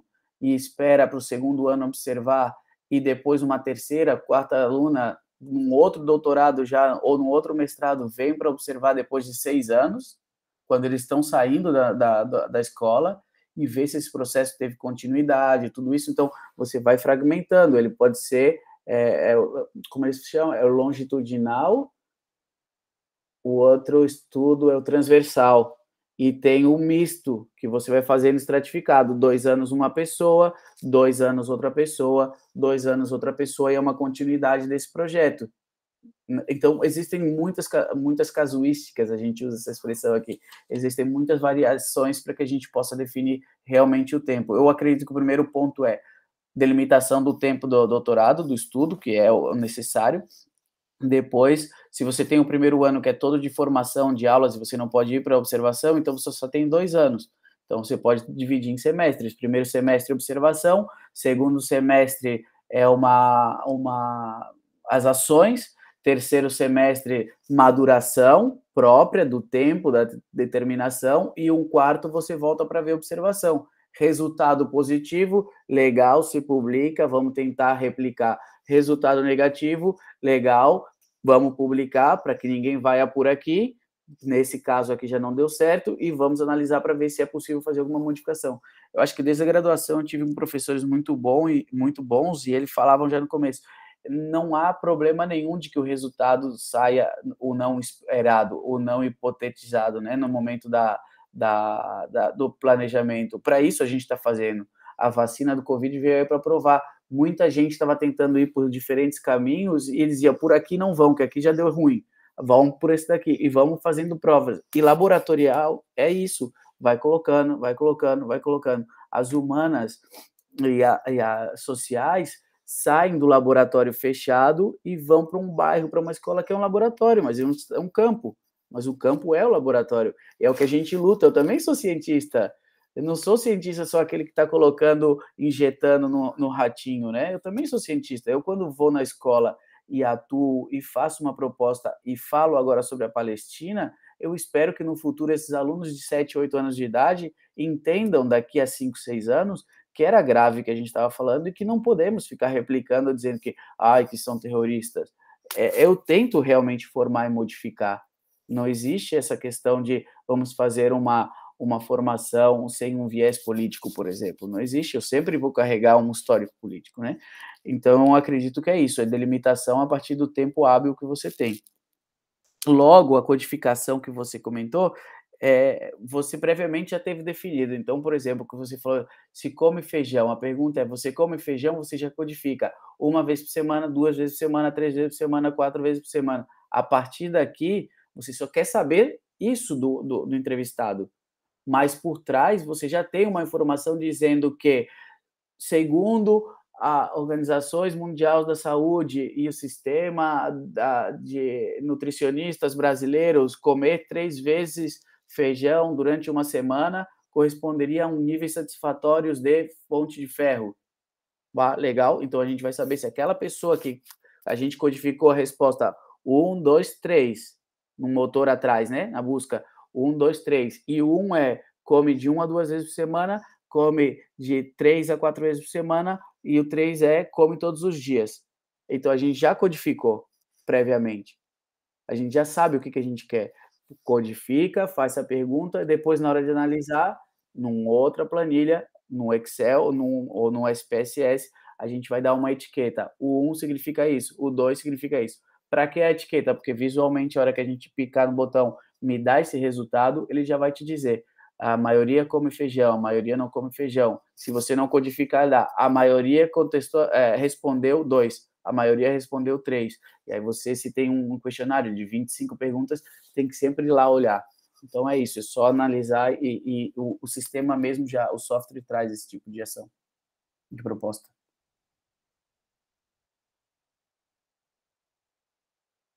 Professor, mas esse mesmo também é um problema, porque pelo tempo, né? Se tem que passar por um colegiado, aí depois passar por um comitê de ética, aí você pedir anuência para fazer um teste piloto, seria lindo, seria perfeito, trabalho perfeito se você tivesse tempo para fazer um piloto, para ver se vai dar certo, entendeu? Uhum. Mas eles ainda, que nem hoje à tarde, que nem falou, né? Terá uma cobrança com relação à publicação, a escrita, como que você faz tudo isso e ainda tem que cobrado, entendeu? Então, o tempo, que nem você falou, seria lindo fazer um teste piloto, fazer essa anuência, até para o trabalho ficar mais enriquecido. Na área da saúde é feito, existe isso, sabe? Existe muito. Só que, assim, na parte da educação, que nem você falou, o laboratório é a escola, o laboratório é a universidade, eles também têm que ter essa visão. Não dá foco também só para a saúde, né? Eu acho que falta isso também. Exatamente, Aline, exatamente. Só que a gente tem que trabalhar sempre com a ideia do que é o científico, né? Então, ou seja, se na saúde a gente está usando e lá dá certo, por que não trazer para cá? E aí falar justamente com essas pessoas que são responsáveis. Outra possibilidade é você já faz todo esse processo previamente, você faz a discussão como se fosse um grupo de trabalho discutindo e construindo, e depois, quando você envia para pedir a validação da aplicação do questionário, você já explica o que foi feito. Porque realmente a parte da construção, ela não tem uma afetação direta com o público geral, ela tem uma afetação prévia com o grupo de expertos que está atrás. É como se fosse o grupo de pesquisa que estaria discutindo e realizando, olha, a gente construiu esse documento, a gente quer aprovação para que a gente possa aplicar. Agora, se há uma indicação da instituição para bloquear tipos de pesquisa com questionários, é que aqui eles já entendem que o questionário não tem um viés de intrusão no corpo, né? Não tem um viés que vai ser tão prejudicial, que é uma aprovação praticamente automática, é um trâmite. Então, quando a gente fez isso, a gente encaminhou e o processo foi aprovado, e a gente fez isso em 3 anos. E não era nenhuma tese, hein? Era um projeto de pesquisa. Marcelo, aqui no Brasil a gente está atrasado, está avançado em muita coisa, mas nesse campo estamos atrasados, porque o nosso comitê de ética, ele ao se basear nas ciências da saúde, ele pensa que toda pesquisa é como se fosse a ciência da saúde. Então, a simples aplicação de um questionário, até para grupo de alunos em sala de aula, tem que passar para o comitê de ética, leva o mesmo tempo se você fosse fazer uma pesquisa injetando cocaína nas pessoas para ver a reação, por exemplo. Né? Sim, então, por exemplo, o termo de livre esclarecimento, responsabilidade, agora tem até multa, né? Você tem que pagar, prever uma multa se a pessoa se sentir invadida, etc, etc. Então, isso atrasa necessariamente a pesquisa. Eu já tive o ponto de desistir da aplicação de pesquisa de questionário, mesmo na observação, por exemplo, a pesquisa da Cris Lê é original nesse sentido, porque ela está fazendo uma pesquisa somente de observar a escuta, né, na escola. Ou seja, ela não interfere, não é aquela coisa pesquisa participativa, etc. Ela quer escutar o que as crianças falam no seu momento, dia a dia, e ela vai pincelar a partir do seu objeto. Mas, mesmo assim, com toda a metodologia especificada, precisou passar no comitê de ética, sim, obviamente isso é legal, mas com todas as prerrogativas de alguém que vai fazer uma pesquisa invasiva. Né? E isso atrapalha muito. Sim, nesse caso, quando você trata com crianças, ainda se coloca maiores dificuldades, e justamente porque quando a gente está tratando com crianças, sobretudo quando são de menores de 6 anos, o simples fato de ver uma pessoa diferente num local, já há uma modificação da sua ação corporal, a sua ação, né? Então, é preciso realmente passar. Só que, para isso, há também mecanismos para, no momento de planejar o projeto, a gente já definir ou minimizar essas interferências, que as interferências existirão, o que poderia ser, por exemplo, com uma câmera, se fosse gravação, poderia ser se tem somente um gravador, se você fala está, e se você está com um gravador, é diferente. E outra coisa é o processo de socialização dentro da escola. Então, tudo isso tem que ser muito claro, e eu acredito que é somente um mecanismo utilizado para realmente dar uma segurança para quem está participando e, por outro lado, que seja fiável os resultados. Não pode ser que, no meio da pesquisa, a Cris fique doente e vá a Aline fazer a pesquisa. Não pode, porque as crianças elas estão acostumadas agora com a Aline. Então, a intenção, eu acredito que é sempre positiva, porém, assim como há normas para a gente e tempos que você vai querer enviar o projeto até o dia tal, 23h59, eles teriam que ter um prazo de 15, 20 dias para devolver. Agora, se essa secretaria, essa comissão, ela tem gente suficiente para dar resposta a tudo isso, aí a gente tem que debater sobre essa melhora, né? Quando a gente começou aqui, quando eu cheguei aqui no meu processo de mestrado ainda, era uma coisa muito, por mais que seja uma universidade mais top assim, para ciências humanas, praticamente não existia. Era que tu vai fazer o quê? Um teste corporal de coordenação motora. Não, isso não precisa. Não precisa, porque senão depois eu não publico nada. Ah, mas é bioética, mas isso não tem nada de bio, não tem. Eu falei, tem, não, para vocês não é nada, não, pois então me autorizem. Me dá um documento com autorização. E agora não, agora a coisa já encaminha mais rapidamente, já tem um processo. Então, eu acredito que é lutar dentro do campo da educação, das ciências sociais, ciências humanas, fazer uma pressão para dizer, olha, vamos em paralelo, mas vamos abrir uma comissão aqui específica que entende melhor a situação, porque vai ficar gravado, eu sei que vai ficar gravado, mas se você pensar, alguém que só está entrando na caixinha, que acredita que ciência é quem está com o laboratório lá colocando, injetando, quem está fazendo estudos invasivos, ele nunca vai entender que a gente, quando está dentro de uma escola, sim, que estamos realizando a pesquisa, que estamos fazendo ciência, e sim, que a gente precisa ter os cuidados, mas que a gente já tem esses cuidados, né? Eu acredito que seja isso. Que seja o caminho.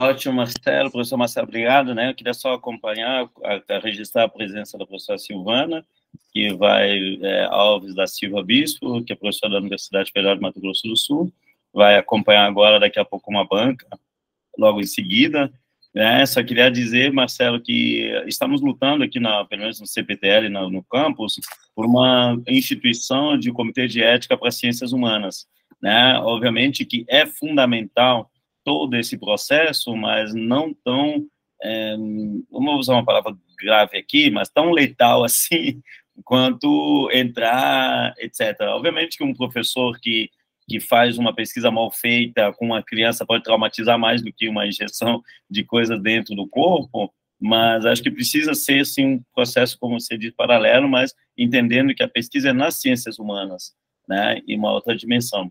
Com isso, agradeço imensamente a sua disponibilidade. Esse texto vai ficar gravado, né? Vai ser transmitido, transcrito depois. Cris, parabéns pela sua condução, né? Aqui é um laboratório, Marcelo, de formação de pesquisadoras que estão de ponta, né? Cris coordenando uma aula de pós-graduação. Claro que ficou nervoso, a gente está planejando isso desde faz umas 2 semanas. Ela está aí, aposta, e tem várias perguntas. Depois, se vocês quiserem, eu posso deixar o e-mail do professor Marcelo para vocês entrarem em contato. Obviamente, tem várias perguntas que são específicas de cada projeto, né?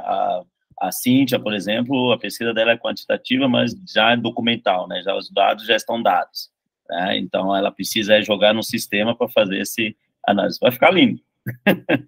Mas, por enquanto, tá feio, mais ou menos bonito ali, a qualificação. Mas, enfim, está no papel a ideia. O bom é que ela é boa trabalhadora. Gente, obrigado. Semana que vem nos encontramos com o professor Eduardo, do Peru, né? Não